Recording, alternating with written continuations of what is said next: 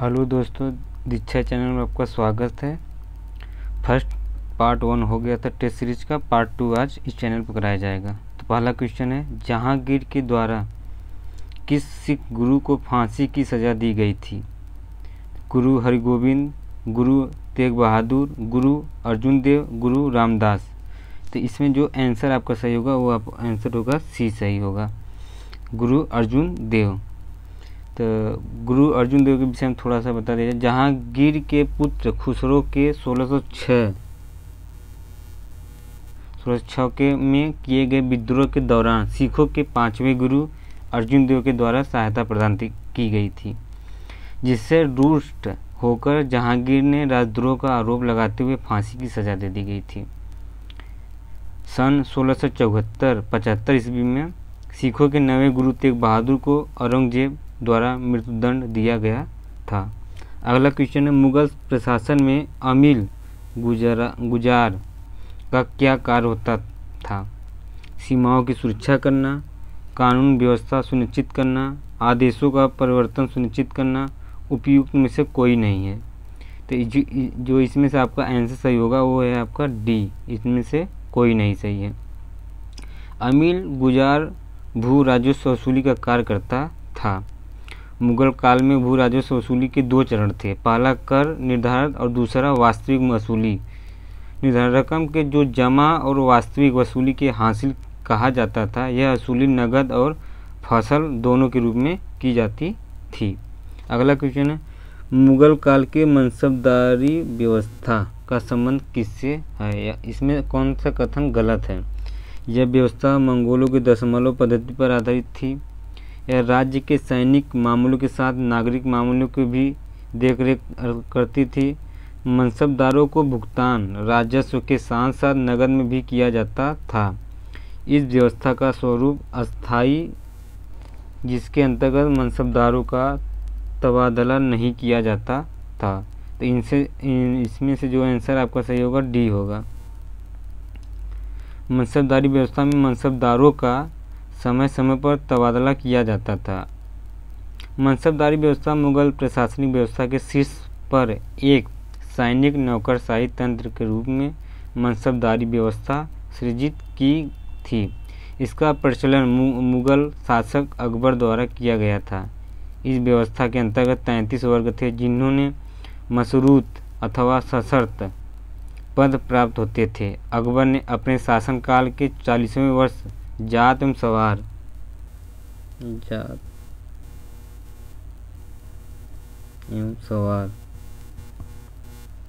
नामक द्वैध व्यवस्था लागू की थी। जात का मतलब इसमें व्यक्ति की वेतन तथा पद की स्थिति का बोध कराता था। सवार का मतलब इसमें घुड़सवार दस्ते की संख्या का बोध कराता था। अगला क्वेश्चन है,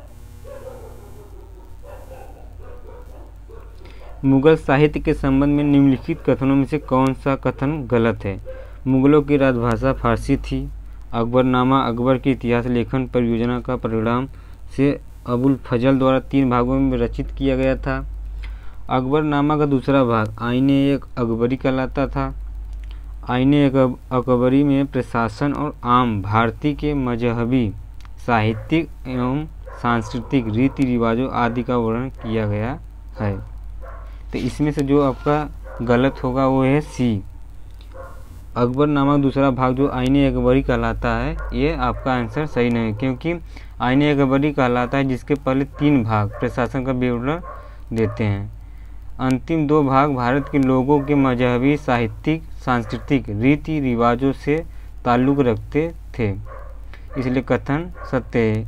अकबरनामा सन 1598 ईस्वी में 5 संशोधनों के बाद पूर्ण किया गया था। इतिहास लेखन हेतु आंकड़ों के वर्गीकरण बहुत बड़े ऐतिहासिक और प्रशासनिक परियोजना का परिणाम था। इसमें जो आपका ऑप्शन सी है वही गलत है, क्योंकि 3 भागों में संकलित अकबरनामा का 3 भाग था, 2 भाग नहीं 3 भाग अकबरनामा किया था। अगला क्वेश्चन है, मुगल काल में न्याय की जंजीर किस शासक द्वारा करवाई गई थी? बाबर द्वारा, जहांगीर द्वारा, अकबर द्वारा, औरंगजेब द्वारा। तो ये आपका आंसर जो होगा बी होगा, जहांगीर के द्वारा। आगरा के किले की शाह बुर्जी और यमुना के किनारे खड़े पत्थर के एक खंभे के बीच शुद्ध सोने की न्याय की जंजीर लगवाई गई थी। 12 घोषणाएं हुई थी। इसमें आईने एक जहांगीरी प्रकाशित करवाई गई। जहांगीर के द्वारा न्याय की जंजीर की स्थापना की गई।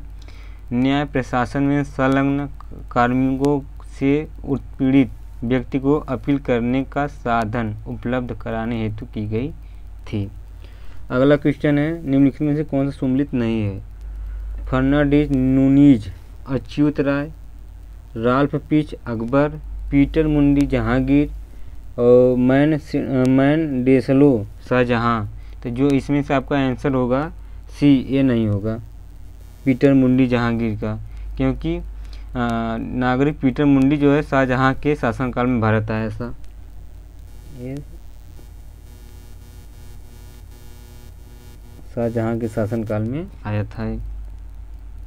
और कब आया था? तो 1535 से लेके 37 के बीच में आया था। यह घोड़ों का व्यापारी था जो विजयनगर साम्राज्य में अच्युत राय के शासनकाल में 3 वर्ष रहा। राल्फ फिंच जो अंग्रेज व्यापारी था, 1583 से 91 ईस्वी के अकबर के शासनकाल में भारत आया था, जो फतेहपुर सीकरी और आगरा पहुंचने वाला पहला अंग्रेजी व्यापारी था। अब मैन डेसलो जो है जर्मनी नागरिक था। शाहजहां के शासनकाल में 1638 ईस्वी में अल्प समय के लिए भारत आया था। अगला क्वेश्चन, प्रसिद्ध पुरंदर की संधि के किसके मध्य हुई थी? शिवाजी और सरदार अफजल खान के, शिवाजी और राजा जयसिंह के, शिवाजी और शाइस्ता खान के मध्य हुआ था। तो इसमें से कौन सा आपका आंसर सही होगा? इसमें जो बी सही होगा, शिवाजी और राजा जयसिंह के बीच में हुआ था। जून 1665 में पुरंदर की संधि शिवाजी और औरंगजेब के द्वारा भेजे गए आमेर के मिर्जा राजा जयसिंह के मध्य हुई थी। शिवाजी जो है उनका जन्म 20 अप्रैल 1627 में जन्म हुआ था, 1627 में। और उनके संरक्षक कौन थे? दादा कोडदेव। और उनके गुरु कौन थे? तो रामदास इनके गुरु थे। और राज्याभिषेक इनका कब हुआ था? तो राज्याभिषेक इनका 1674 में राज्याभिषेक हुआ था। काशी के प्रसिद्ध विद्वान गंगा भट्ट के द्वारा करवाया गया था, जो छत्रपति की उपाधि धारण की थी। और इनकी मृत्यु जो हुआ था 1680 में, 1680 में इनका मृत्यु हुआ था। अगला क्वेश्चन है, निम्नलिखित मराठा शासकों के शासनकाल के अनुसार कौन सा क्रम सही है? शाहू राजाराम, संभाजी शिवाजी द्वितीय, संभाजी राजाराम शाहू शिवाजी द्वितीय, संभाजी राजाराम शिवाजी द्वितीय शाहू, राजाराम संभाजी शिवाजी द्वितीय शाहू। इसमें जो आपका आंसर सही होगा वो सी सही होगा, संभाजी राजाराम शिवाजी द्वितीय शाहू। जो संभाजी थे शिवाजी की मृत्यु के पश्चात शासक बने थे। और 1681 में औरंगजेब के विद्रोह पुत्र अकबर को इसने शरण दी थी। 11 मार्च 1689 को औरंगजेब ने इसकी हत्या करवा दी और राजधानी रायगढ़ पर कब्जा करके पुत्र शाहू को कैद कर दिया था। राजाराम जो थे 1689 से 1700 में संभाजी की मृत्यु के बाद उनके सौतेले भाई राजाराम गद्दी पर बैठे थे। शिवाजी द्वितीय 1700 से 1707। राजाराम की मृत्यु के बाद उसकी पत्नी ताराबाई ने अपने पुत्र शिवाजी द्वितीय को गद्दी पर बैठाया था। अगला क्वेश्चन है, नादिर शाह का भारत पर आक्रमण किस शासक के काल में हुआ था? अहमद शाह, मोहम्मद शाह, फर्रुखसियर, रफ़ी उद दौला। तो इसमें जो आपका आंसर जो सही होगा वो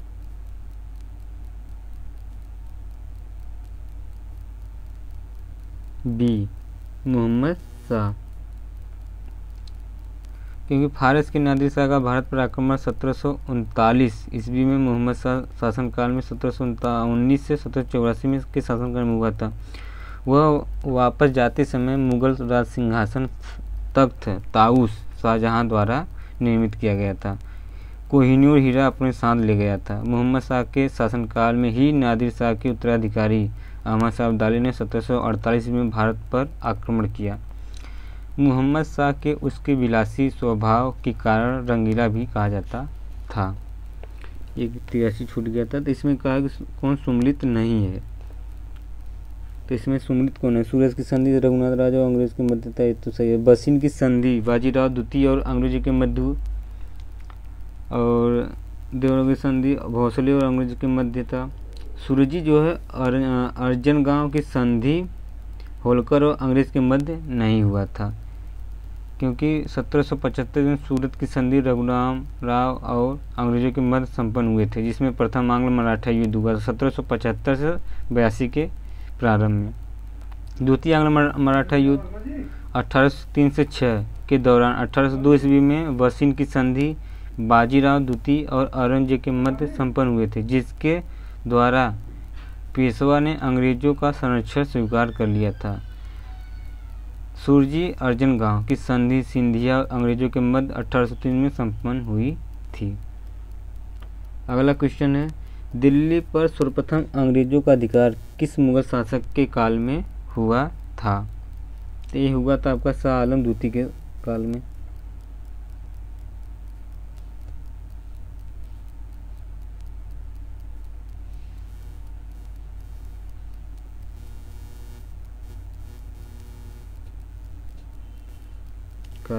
हुआ था।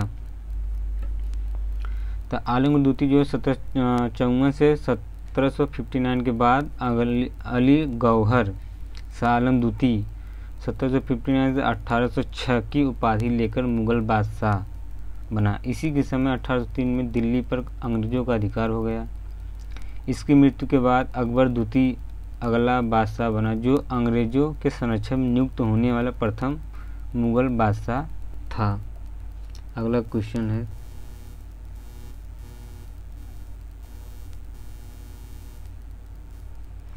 निम्नलिखित में से किस शहर में सवाई राजा मिर्जा जयसिंह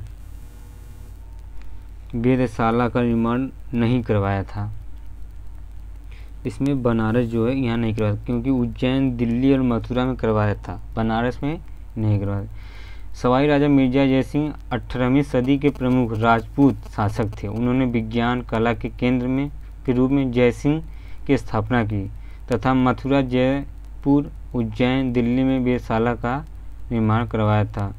इसके द्वारा जीजमोह शाही के नामक सारणियों का सेट खगोल शास्त्र के पर्यवेक्षण हेतु तैयार करवाया था। अगला क्वेश्चन है, मंगोल की संधि किस आंग्ल मैसूर युद्ध के पश्चात संपन्न हुआ था? तो ये आपका द्वितीय। प्रथम आंग्ल मैसूर युद्ध कब हुआ था? तो ये आपका 1600 नहीं 1767 में। इसमें हैदर अली और अंग्रेजों के बारे में हेस्टिंग के मध्य मद्रास की संधि समाप्त हो गई थी। द्वितीय आंग्ल मैसूर युद्ध ये 1780 से 84 के दौरान हैदर अली और अंग्रेजों के बारे में हेस्टिंग मध्य मंगोल की संधि समाप्त हो गया था। तृतीय आंग्ल मैसूर युद्ध 1790 से 92 के बीच हुआ था। इसमें कौन थे? तो अंग्रेज कॉर्नवालिस थे और मध्य श्रीरंगपट्टनम की संधि द्वारा समाप्त हुआ था। चतुर्थ आंग्ल मैसूर युद्ध ये 1799 में टीपू और अंग्रेजों बेलजली के मध्य टीपू की मृत्यु हो गई थी इसमें। अगला क्वेश्चन है, आंग्ल नेपाल युद्ध गवर्नर जनरल काल में हुआ था? तो ये सही होगा आपका लॉर्ड हेस्टिंग के, क्योंकि आंग्ल नेपाल युद्ध जो है 1814 ईस्वी के गवर्नर लॉर्ड हेस्टिंग शासनकाल में हुआ था, जो 1815 ईस्वी में सिंगरौली की संधि हुई थी। अगला क्वेश्चन है, इस्तमरारी व्यवस्था मतलब अस्थायी बंदोबस्त के संबंध में कौन सा कथन सत्य नहीं है? तो इसमें आप इसे लॉर्ड कॉर्नवालिस द्वारा सन 1793 में बंगाल में लागू किया गया था, तो सही है। इस व्यवस्था में जमींदारों को निर्धारित राजस्व मांग को कंपनी को अदा करना होता था, परंतु वह गांवों का भू स्वामी नहीं होता था। इस व्यवस्था के प्रावधानों के कारण 18वीं शताब्दी के अंत में अधिकतर जमींदार संकट की स्थिति में गए। वही जोतदार नामक एक नए वर्ग उदय हुआ। इसमें से कौन सा सही नहीं है पूछा है, तो डी जो है इसमें कोई नहीं, मतलब सब सही है इसमें से टोटल, क्योंकि इस्तेमारी बंदोबस्त के संबंध में कथन सही है। व्यवस्था ब्रिटिश भारत के लगभग 19% क्षेत्रों बंगाल, बिहार, उड़ीसा, उत्तर प्रदेश, वाराणसी और उत्तरी कर्नाटक में लागू की गई थी, जिसके तहत कंपनी द्वारा राजस्व की दर निर्धारित कर दी गई थी तथा जमींदारों के द्वारा वसूली किए गए राजस्व 10/11 भाग राजस्व में जमा किया जाता था और शेष जो बचता था 1/11 जमींदार अपने पास रखते थे। जमींदार का एक अधिकारी अमला गांव में राजस्व संग्रहण कार्य करता था, परंतु इसके अतिरिक्त जमींदारों के अन्य अधिकारी सैन्य टुकड़ियां रखना, पुलिस, न्याय व्यवस्था आदि को कंपनी द्वारा समाप्त कर दिया गया था। अगला क्वेश्चन है, भारत में गोथित स्थापत्य कला का आगमन किस विदेशी शक्ति के साथ हुआ? वह आपका पुर्तगाली के साथ हुआ था। भारत में प्रथम पुर्तगाली नागरिक के रूप में वास्को डी गामा 1498 ईस्वी में कालीकट द्वीप पर उतरा। पुर्तगालियों ने भारत में तंबाकू की कृषि, जहाज निर्माण, प्रिंटिंग प्रेस की शुरुआत की तथा स्थापत्य की नई गोथित शैली की शुरुआत की थी। अब पुर्तगाल भारत में सबसे पहले प्रवेश करने वाले और सबसे अंत में 1961 में जाने वाली विदेशी शक्ति थे। भारतीय यूरोप व्यापारी कंपनियों का आगमन किया था, तो पहला पुर्तगाली, उसके बाद डच, फिर उसके बाद अंग्रेज, उसके बाद डेन, उसके बाद फ्रांसीसी। अगला क्वेश्चन, इलाहाबाद की द्वितीय संधि किसके मध्य संपन्न हुआ था? तो इसमें आपका क्लाइव और शुजाउद्दौला के मध्य हुआ, तो मतलब ऑप्शन जो है सी सही होगा। बक्सर का युद्ध 1764 में हुआ था। 1764 में बक्सर का युद्ध हुआ था। पश्चात इलाहाबाद की द्वितीय संधि क्लाइव और अवध के नवाब शुजाउद्दौला के मध्य 1765 में हुई थी। इसमें कुछ शर्तें थे, 2-3 शर्तें बता दे रहे हैं। कंपनी को क्षतिपूर्ति के रूप में 50 लाख रुपए देना था। अवध प्रांत से कड़ा और मानिकपुर जिले को लेकर मुगल बादशाह को दिए गए थे। अंग्रेजों के संरक्षण में बनारस और गाजीपुर की जागीर राजा बलवंत सिंह को दे दी गई थी। इलाहाबाद की प्रथम संधि जो 1765 क्लाइव और शाह आलम द्वितीय के मध्य हुआ था, इसमें क्या क्या शर्तें थे? तो बंगाल, बिहार, उड़ीसा की दीवानी कंपनी को सौंप दी गई थी। कड़ा और मानिकपुर जिले मुगल बादशाह को दिए गए थे। कंपनी द्वारा मुगल बादशाह को 26 लाख रुपए दिए गए थे। अगला क्वेश्चन, फकीर विद्रोह का नेता कौन था? तो मंजमू शाह। फकीर विद्रोह बंगाल में घुमक्कड़ मुस्लिम धार्मिक फकीरों द्वारा 1776 से 77 प्रारंभ हुआ था, जिसके नेता मजमून शाह थे। मजमून शाह की मृत्यु के बाद चिराग अली शाह ने आंदोलन को नेतृत्व प्रदान किया था। भवानी पाठक और देवी चौधरानी आदि नेताओं ने इस आंदोलन को समर्थन किया था। अगला क्वेश्चन है, आत्मी सभा का गठन कब किया गया था? तो इसमें जो आपका आंसर होगा बी, 1815 में। हिंदू धर्म के एकेश्वरवादी मत के प्रचार हेतु राजा राम मोहन राय द्वारा आत्मी सभा का गठन किया गया था और द्वारकनाथ ठाकुर भी इस संस्था के सदस्य थे। अगला क्वेश्चन, लंदन विश्वविद्यालय की तर्ज पर कलकत्ता, मुंबई, मद्रास विश्वविद्यालय स्थापित करने की योजना किसके द्वारा प्रस्तावित की गई थी? तो इसमें जो है वुड डिस्पैच जो है इसके द्वारा स्थापित किया गया था लंदन विश्वविद्यालय की तर्ज पर। वुड डिस्पैच जो है 1854 में प्रस्तावित की गई थी। इसे भारतीय शिक्षा का मैग्ना कार्टा कहा जाता है। इसमें देसी भाषाओं में प्राथमिक पाठशाला स्थापित करने के साथ महिला शिक्षा, शिक्षा विभाग आदि की व्यवस्था करने पर जोर दिया गया था। अगला क्वेश्चन है, इंग्लैंड के राजा जेम्स प्रथम के दूत के रूप में कौन मुगल दरबार में पहुंचा? तो एक कैप्टन हॉकिंस जो थे यही पहुंचे थे। इंग्लैंड के राजा जेम्स प्रथम के दूत के रूप में कैप्टन हॉकिंस 1608 में सम्राट जहांगीर से मिलने आगरा पहुंचा था। इंग्लैंड के राजा जेम्स प्रथम के दूत के रूप में सर टॉमस रो 1615 ईस्वी में सम्राट जहांगीर के से मिलने सूरत पहुंचा था। कंपनी के द्वारा विशेषाधिकार प्राप्त करने के उद्देश्य से विलियम नॉरिस औरंगजेब तथा जॉन जुर्मन फरुखसियर के दरबार में पहुंचा था। अगला क्वेश्चन है, कौन सा इसमें सम्मिलित है? हुमायूं, मीर सैयद अली, अकबर, अब्दुसमद, जहांगीर, बिशनदास, शाहजहां, अबुल हसन। जो इसमें आपका आंसर सही होगा ये होगा हुमायूं, मीर सैयद अली, क्योंकि अकबर जो थे दसवंत और बसावन थे। अकबर दसवंत और बसावन, जहांगीर बिशनदास, उस्ताद मसूद, नादिर उल असर की उपाधि प्राप्त किए थे। शाहजहां फकीर उल्लाह मीर हासिम थे। अगला क्वेश्चन है, फ्रांसीसी कंपनी द्वारा अपने प्रथम व्यापारिक केंद्र की स्थापना कहाँ की गई थी? तो ये आपका सूरत में व्यापारिक केंद्र स्थापना की गई थी। फ्रेंच ईस्ट इंडिया कंपनी की स्थापना जो है 1664 में हुआ था। और लुई जो है 14वें के मंत्री कालवर्ट के द्वारा कंपनी देश इंडस ओरिएंटल्स नामक से की गई थी।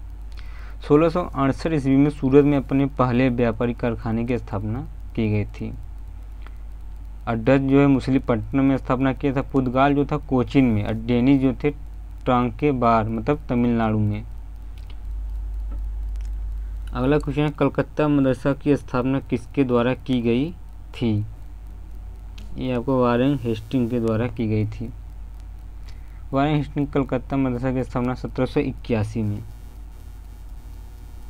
1781 ईस्वी में किया गया था।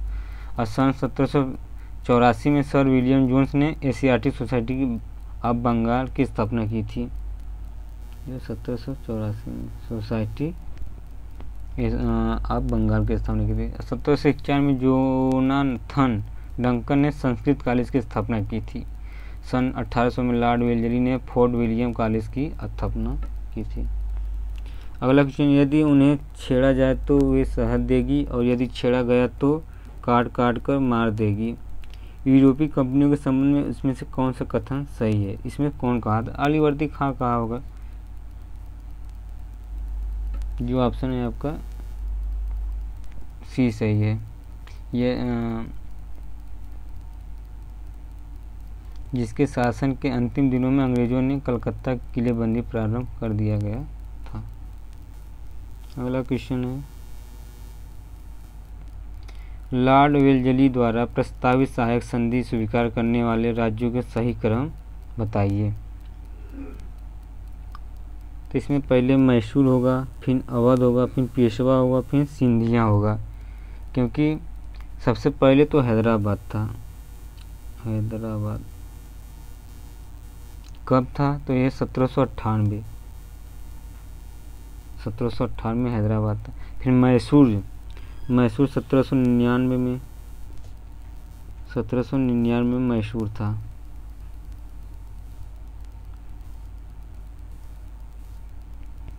उसके बाद तंजौर जो है 1799 में था।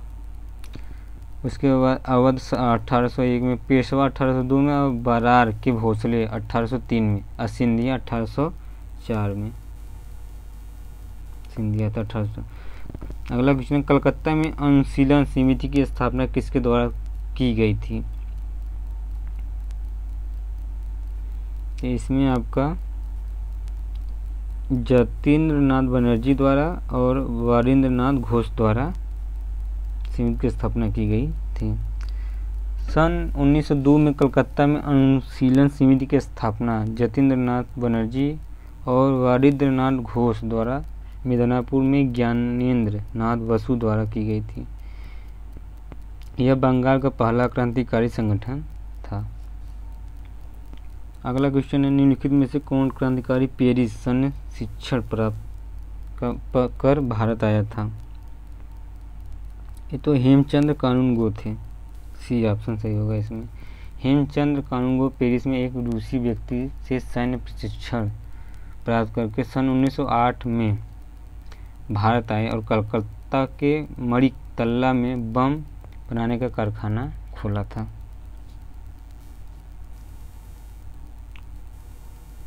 अगला क्वेश्चन है, निम्नलिखित कथनों पर विचार करिए। लंदन में इंडियन होम रूल सोसाइटी की स्थापना सन 1905 में श्यामजी कृष्ण वर्मा ने की थी।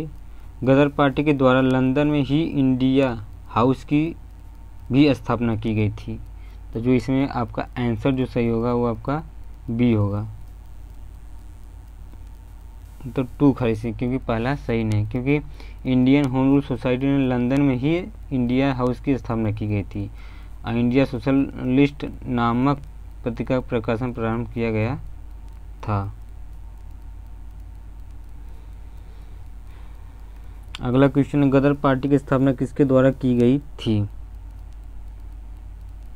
तो सोहन सिंह भाकना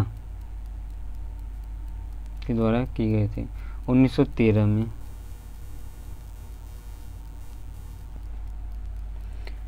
सिंह भाकना के द्वारा Hindustan association of Pacific coast नामक संस्था की स्थापना की गई थी, जिसके द्वारा गदर नामक एक अखबार अंग्रेजी, उर्दू, मराठी और पंजाबी में निकाला गया। फलस्वरूप इस संस्था का नाम भी गदर पार्टी पड़ गया।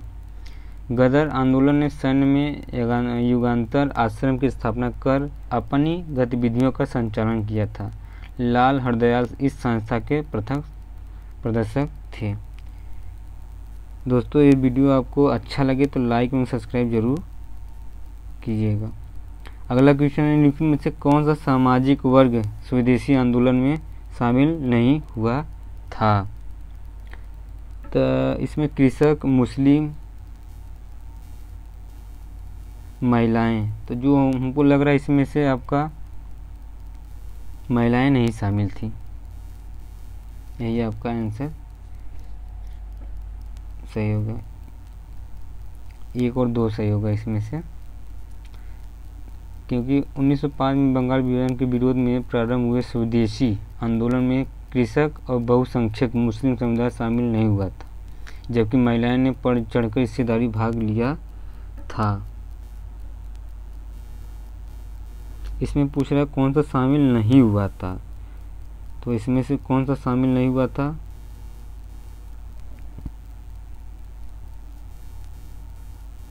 मुस्लिम और कृषक नहीं शामिल, क्योंकि महिलाएं शामिल थी। सॉरी है।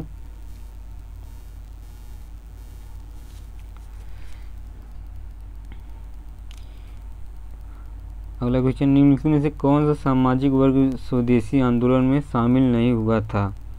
मुस्लिम, कृषक, महिलाएं।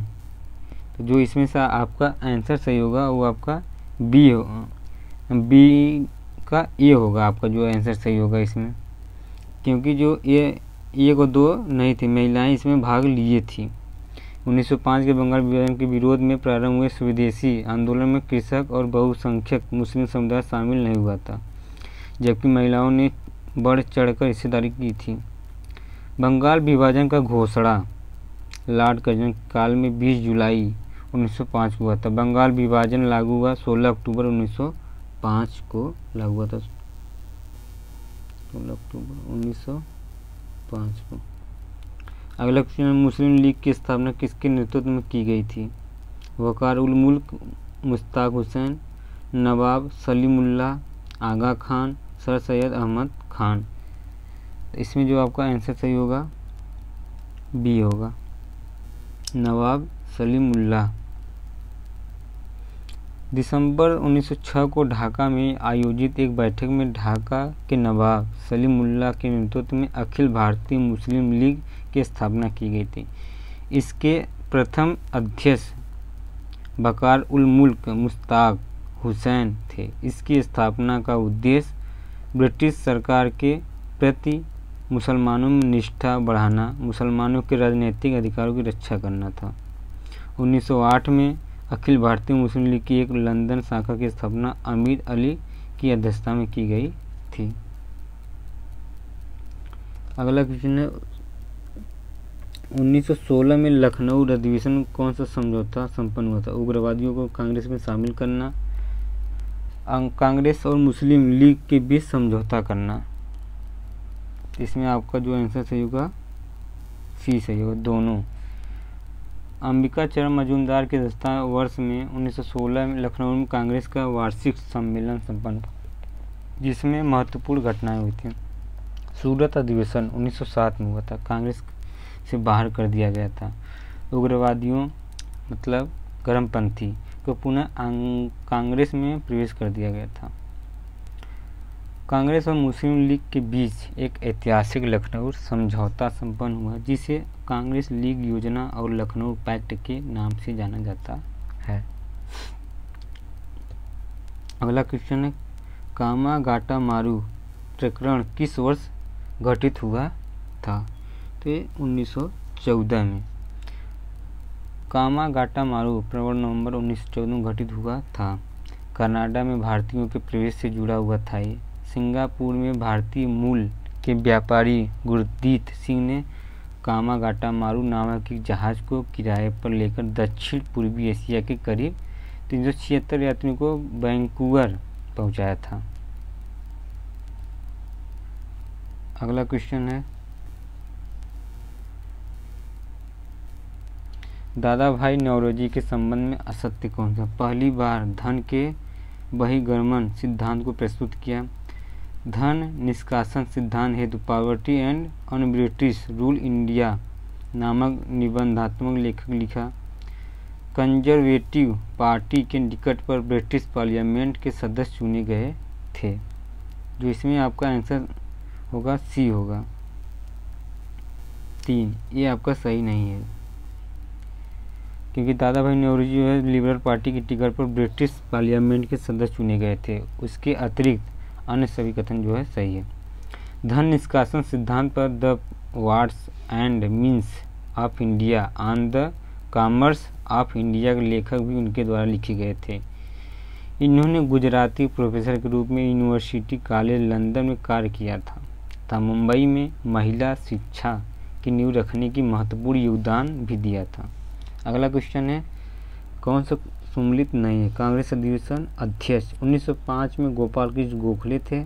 1906 में दादा भाई नौरोजी, 1907 में रासबिहारी बोस, 1910 में विलियम वेडरबर्न। तो जो इसमें आपका आंसर सही होगा वो आपका सी, ये रासबिहारी बोस 1907 में नहीं थे। 1907 में कांग्रेस अधिवेशन सूरत में संपन्न हुआ था, जिसका अध्यक्ष रासबिहारी बोस ने की थी 1907 में। अधिवेशन में उग्रवादी और उग्रवादियों के अध्यक्ष पद को लेकर हुए अधिवेशन के कारण कांग्रेस का विभाजन हुआ था।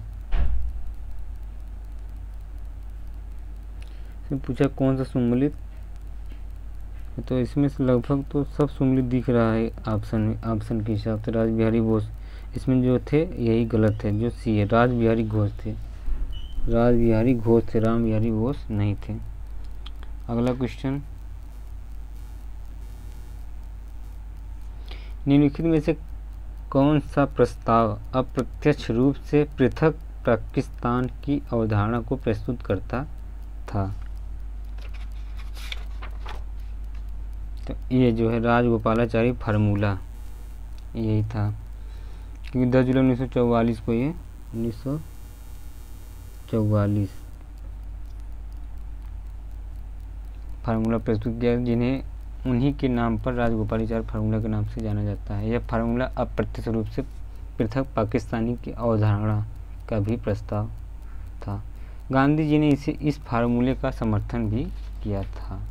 कभी कभी पूछता है कि राजगोपाली फार्मूला का समर्थन गांधी जी किए थे या नहीं किए थे, तो किए थे। अगला क्वेश्चन निम्नलिखित कथनों में भारत छोड़ो आंदोलन का संबंध में कौन सा गलत है? छात्र, मजदूर एवं कृषक आंदोलन के रीढ़ थे। बलिया में सबसे लंबे समय तक समानांतर सरकार चली थी। मुख्य केंद्र सरकार महाराष्ट्र, कर्नाटक, पूर्वी उत्तर प्रदेश तथा बिहार थे। राम मनोहर लोहिया ने भूमिगत आंदोलन चलाया था। तो 112 जो है इसमें से गलत। बलिया में सबसे लंबे समय तक समानांतर सरकार चली थी, तो यही गलत है। भारत छोड़ो आंदोलन के दौरान देश में कई स्थानों पर समानांतर सरकार की स्थापना की गई, जिनमें सबसे पहले बलिया में अगस्त 1942 में मात्र एक सप्ताह के लिए चित्तू पांडे के नेतृत्व में समानांतर सरकार की स्थापना की गई थी। इसके पश्चात तामलुक मिदनापुर में दिसंबर 1942 से सितंबर 1944 तक का समानांतर सरकार की स्थापना की गई थी, जबकि सबसे लंबा जो है महाराष्ट्र सतारा में 1943 में मध्य से 1945 का समानांतर सरकार चली थी। अगला क्वेश्चन, इनमें से कालक्रम अनुसार व्यवस्थित कीजिए। शाही नौसेना विद्रोह, कैबिनेट मिशन, शिमला सम्मेलन, आज़ाद हिंद फौज। तो 113 का जो इसमें से आपका सी सही होना चाहिए, चौथा, मतलब 4, 3 और 1, 2, क्योंकि शाही नौसेना जो है 1946 है, 1946। कैबिनेट मिशन जो है 1946। उसके बाद शिमला सम्मेलन जो है 1945 है, और आज़ाद हिंद फौज जो है 1942। अगला क्वेश्चन है, क्रिप्स मिशन के साथ वार्ता में कांग्रेस ने क्या प्रस्ताव रखा था? तो इसमें प्रस्ताव यही रखा था कि कार्यकारी परिषद में किसी भारतीय को रक्षा सदस्य के रूप में नियुक्त करे,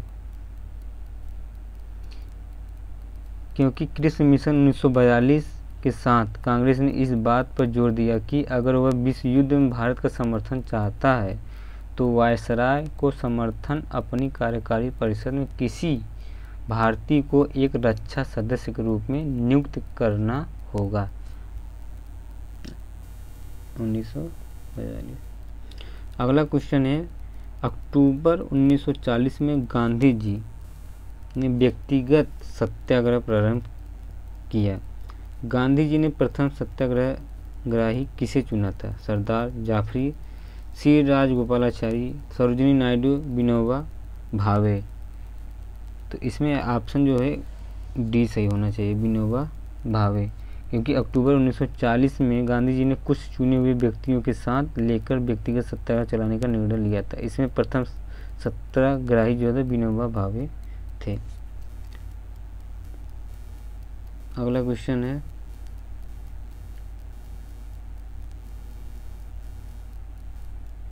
निम्नलिखित को कालक्रम व्यवस्था कीजिए।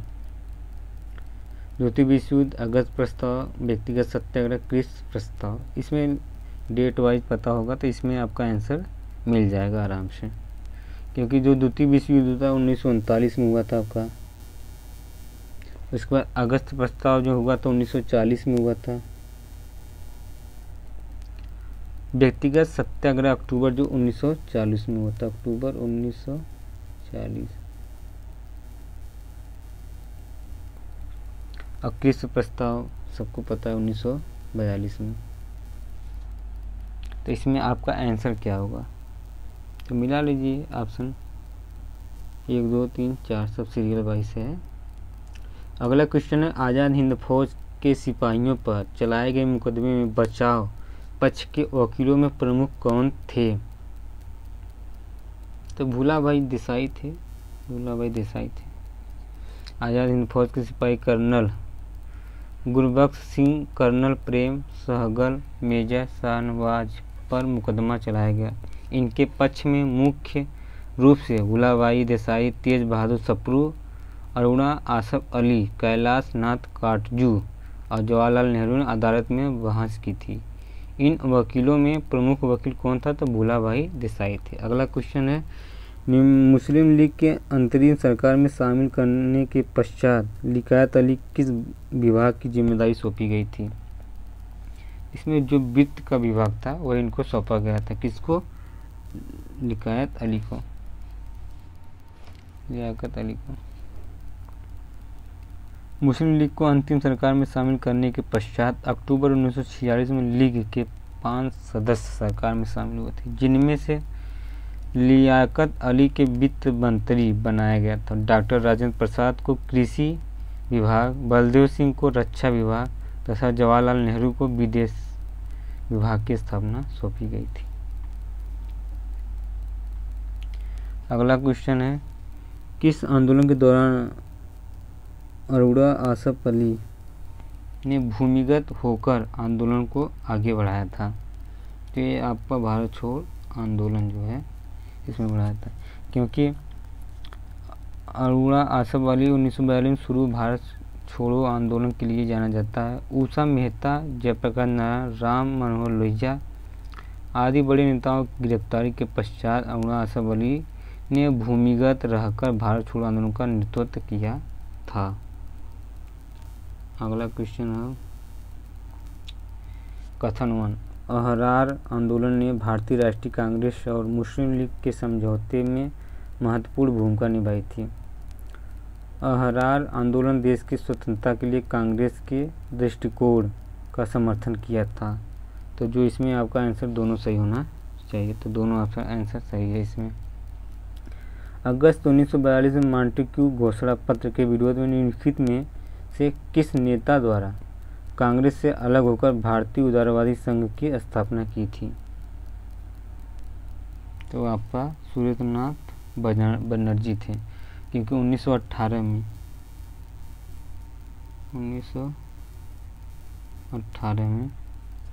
सूर्यनाथ बनर्जी कांग्रेस से अलग होकर भारतीय उदारवादी संघ की स्थापना की थी। इस विषय में कहा जाता है कि वह कांग्रेस का दूसरा विभाजन था। उल्लेखनीय है कि कांग्रेस का प्रथम विभाजन 1907 के सूरत अधिवेशन में हुआ था। अगला क्वेश्चन है, रालेट अधिनियम के विरोध में निम्नलिखित में से किन भारतीय सदस्यों ने केंद्रीय विधानसभा से त्यागपत्र दे दिया था? इसमें मोहम्मद अली जिन्ना भी दिए थे, मदन मोहन मालवीय भी दे दिए थे त्यागपत्र, मजहरुल हक ये भी दिए थे। तो इसमें से कौन सा सही होगा? तो यही 1, 2, 3 ऑप्शन ए सही होगा। विठल भाई पटेल नहीं दिए थे, क्योंकि रालेट सत्याग्रह के विरोध में 3 भारतीय सदस्य ने केंद्रीय विधानसभा में अपना त्यागपत्र दे दिया था, मोहम्मद अली जिन्ना, मजहरुल हक और मदन मोहन मालवीय। अगला क्वेश्चन है, नवंबर 1919 में दिल्ली में हुई अखिल भारतीय खिलाफत समिति की पहली बैठक की अध्यक्षता निम्नलिखित में से किसके द्वारा की गई थी? तो फज्जुल हक के द्वारा की गई थी। नवंबर 1919 में दिल्ली में हुई अखिल भारतीय खिलाफत समिति की बैठक की अध्यक्षता फजलुल हक द्वारा की गई थी। इस समिति की अगले दिन हुई बैठक की अध्यक्षता महात्मा गांधी जी के द्वारा की गई थी, जिसमें भविष्य में गांधी जी द्वारा चलाए जाने वाले आंदोलन की स्थिति में खिलाफत समिति के द्वारा हर तरीके से अपना सहयोग देने का वचन दिया गया था।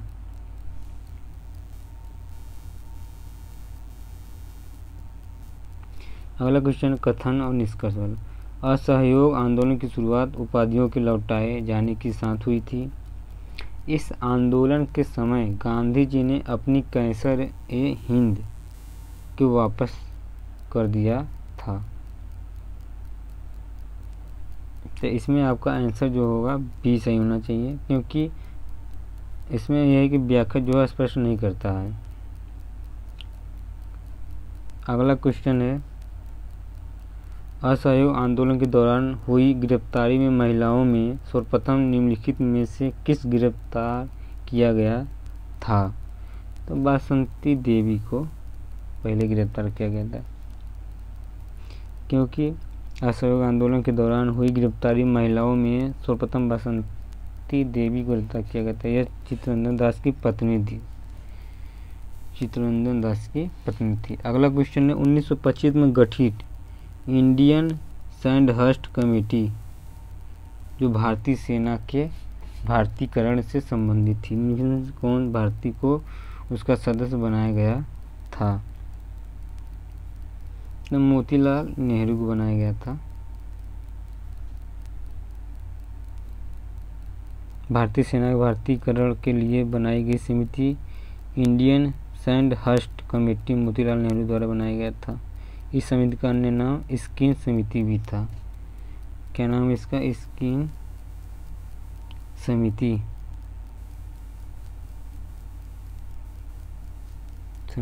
था। अगला क्वेश्चन है, निम्नलिखित में से कौन सा क्रांतिकारी संस्था हिंदुस्तान रिपब्लिकन एसोसिएशन HRA के सदस्यों में शामिल नहीं था? इसमें चंद्रशेखर आज़ाद जो थे नहीं थे, क्योंकि सचिंद्रनाथ सान्याल थे, राम प्रसाद बिस्मिल थे, जोगेंद्र चटर्जी भी थे। चंद्रशेखर आज़ाद HRA के सदस्य में शामिल नहीं थे। वह HR के संस्थापक सचिंद्रनाथ सान्याल थे। इसकी स्थापना 1924 में कानपुर में हुआ था। अगला क्वेश्चन है, समाचार पत्र है और संपादक, इसमें पूछा कौन सा सुमलित नहीं है? संध्या जो है ब्रह्मानंद उपाध्याय का है। भारत माता लाला लाजपत राय का, यही डाउट लग रहा है। गदर लाला हरदयाल, युगांतर भूपेंद्रनाथ दत्त का, यही सही, मतलब ऑप्शन जो है इसमें से बी नहीं होगा 129 का, क्योंकि भारत माता समाज पत्र के संपादक जो है अजीत सिंह थे। अन्य सभी सुमलित सही है। अजीत सिंह।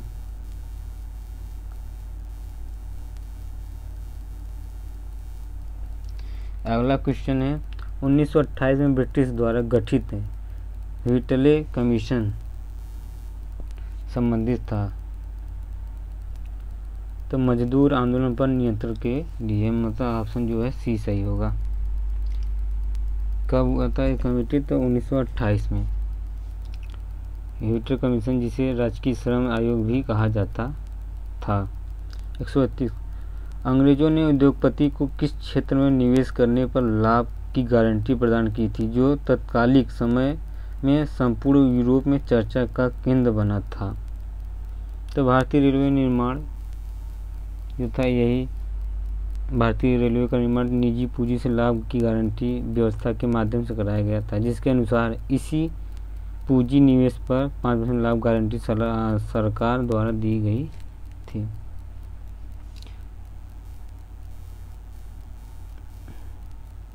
अगला क्वेश्चन है, अंग्रेजों के समय में बने रॉयल कमीशन का संबंध था सेना में भर्ती, राजस्व व्यवस्था से, रजवाड़े के संरक्षण से, अस्थायी बंदोबस्त से। तो जो इसमें सेना की भर्ती है इसकी वजह से किया गया था। 1857 के बाद ब्रिटिश सैन्य व्यवस्था में आमूल परिवर्तन किए सैनिकों की भर्ती हेतु ये रॉयल कमीशन गठित किया गया तथा बड़ी कुशलता से फूट डालो और राज करो की नीति का अनुसरण करते हुए सेना के रेजिमेंट को आज जाति, समुदाय और धर्म के आधार पर परिभाषित किया गया था। अगला क्वेश्चन है, निम्नलिखित में से कौन सुमलित नहीं है? मुंडा विद्रोह बिरसा मुंडा, ताना भगत सिंह आंदोलन जतर भगत, खासी विद्रोह रानी डैडी नुल्लू, संथाल विद्रोह सिंधु तथा कानून। खासी विद्रोह जो था इसमें से रानी गैडी नुल्लू नहीं थे। खासी विद्रोह का नेतृत्व सरदार सिंह तीरथ ने किया था, जबकि नागा विद्रोह का नेतृत्व रानी गैडी नुल्लू ने किया था।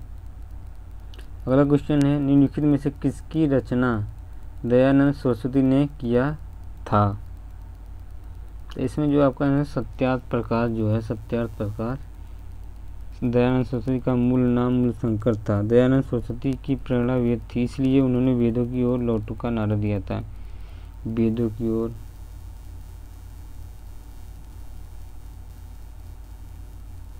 लौटो का नारा दिया था किसने? दयानंद सरस्वती ने।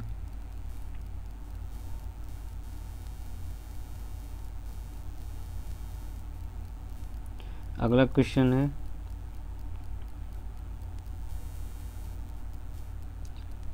विद्रोह नेता, बहाबी विद्रोह, फकीर विद्रोह, रामोसी विद्रोह और पागलपंथी विद्रोह, इसमें पूछा कौन सा सुमलित है?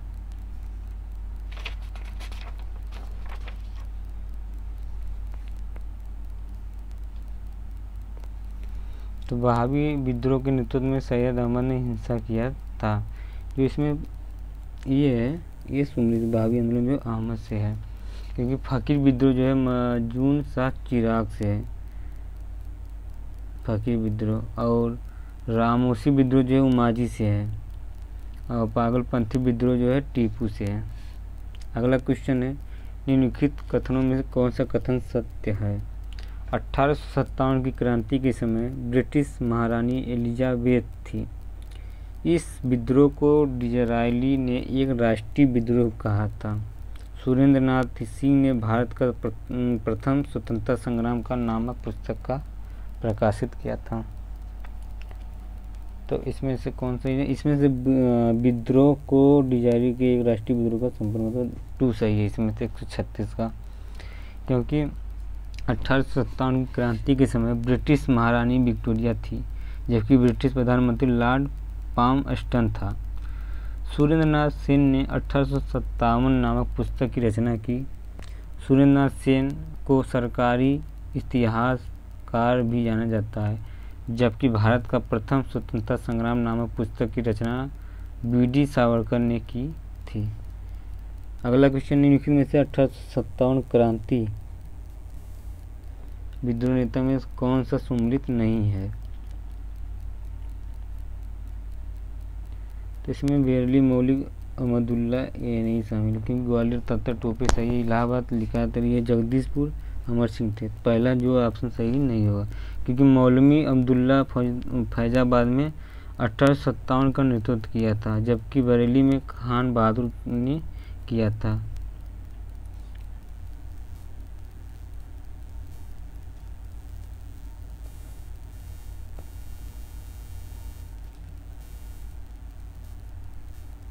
अगला क्वेश्चन, कौन सा सम्मिलित नहीं? शिशुवध प्रतिबद्ध, हिंदू विधवा पुनर्विवाह, शारदा एक, दास प्रथा प्रतिबंध।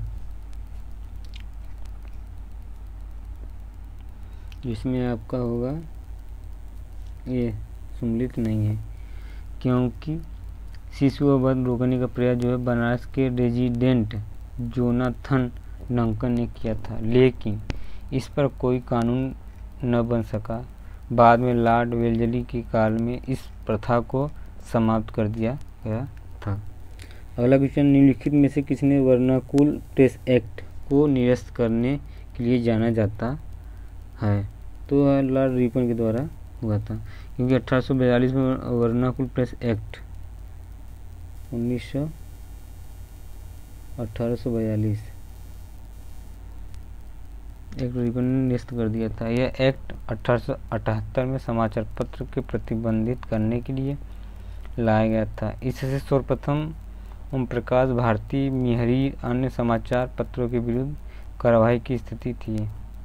लॉर्ड विलियम बेंटिक तथा चार्ल्स मेटकाफ भारतीय समाचार पत्रों के प्रति उदार दृष्टिकोण रखते थे, इसलिए चार्ल्स मेटकाफ समाचार पत्रों का मुक्तिदाता कहा जाता था। अगला क्वेश्चन है,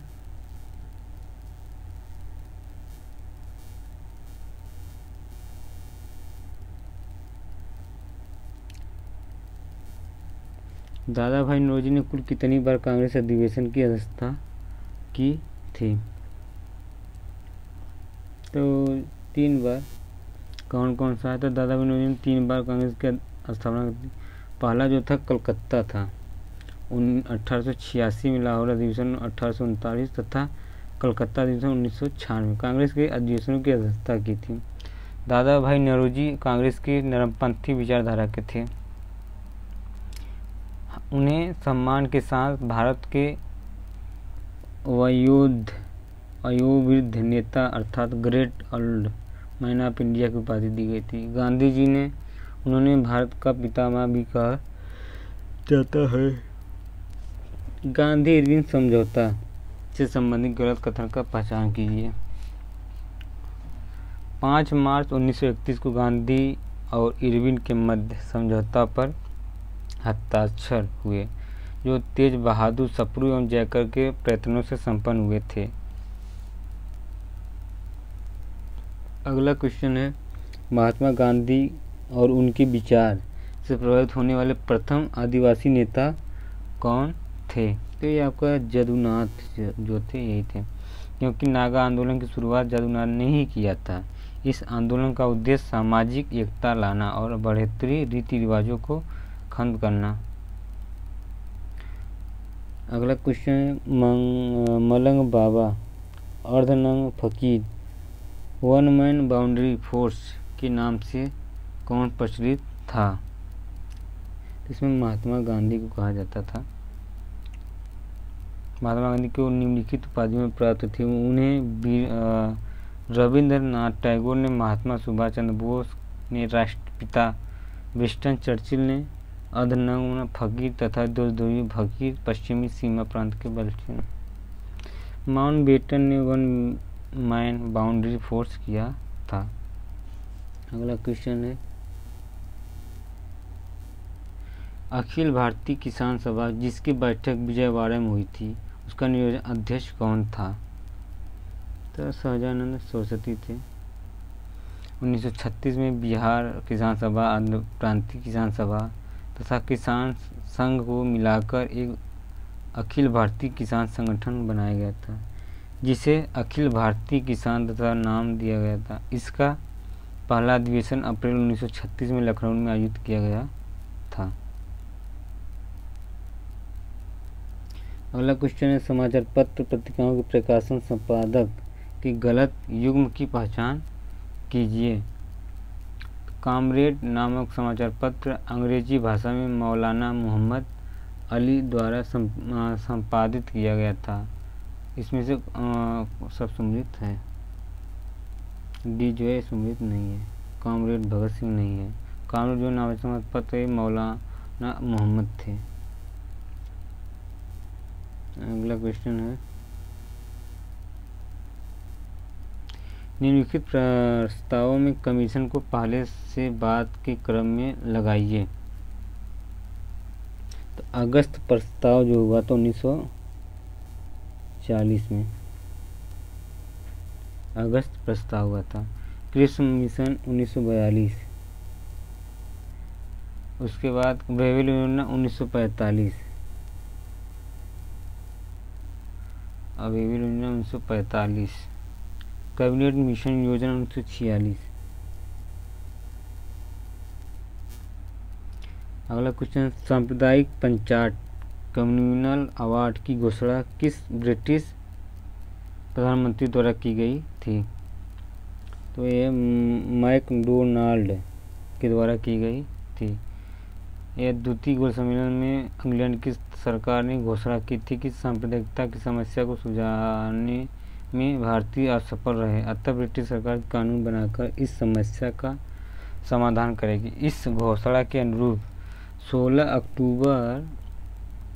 अगस्त 1932 को इंग्लैंड के प्रधानमंत्री मैकडोनाल्ड ने एक घोषणा की, जिसे संप्रदाय पंचायत कम्युनल अवार्ड कहा जाता था।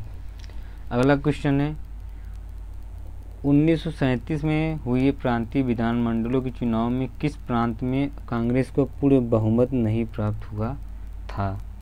तो ये तो आपको बंगाल में पूर्ण बहुमत नहीं प्राप्त था। 1937 में हुए प्रांतीय विधानमंडलों के चुनाव में अपने प्रतिद्वंदी दलों का सफाया करते हुए कांग्रेस ने 5 प्रांतों में मद्रास, संयुक्त प्रांत, मध्य प्रांत, बिहार तथा उड़ीसा में पूर्ण बहुमत प्राप्त था। कांग्रेस मुंबई अधिवेशन समय उत्तर पश्चिमी सीमा प्रांत में सबसे बड़े दल के रूप में उभरे थे। अगला क्वेश्चन है, ब्रिटिश प्रधानमंत्री इटली ने प्रथम बार आधिकारिक रूप से किस तिथि को घोषणा की कि भारत को आज़ाद कर दिया जाएगा? तो 20 फरवरी 1947 को किया गया था। ब्रिटिश ने श्रमिक दल के प्रधानमंत्री इटली के हाउस ऑफ कांग्रेस में 20 फरवरी 1947 को ऐतिहासिक घोषणा करते हुए कहा, अंग्रेज जून 1948 से पहले ही उत्तरदायी लोगों को सत्ता हस्तांतरित करने के उपरांत भारत छोड़ दिया था। लास्ट क्वेश्चन है, भारत विभाजन के संदर्भ में नियुक्त सीमा आयोग की अध्यक्षता किसने की थी? तो ये आपका रेड क्लिफ था जो रेड क्लिफ आंसर सही होगा। भारतीय विभाजन के संदर्भ में नियुक्त सीमा आयोग की अध्यक्षता रेड क्लिफ ने की थी। इसी आयोग द्वारा भारत पाकिस्तान के बीच सीमा निर्धारित किया गया था। तो पार्ट 1 और पार्ट 2 आपको कंप्लीट हो गया हिस्ट्री। 150 क्वेश्चन था ये। अब इसके बाद अगला क्वेश्चन पॉलिटी का कराया जाएगा टेस्ट नंबर 2 का। ओके।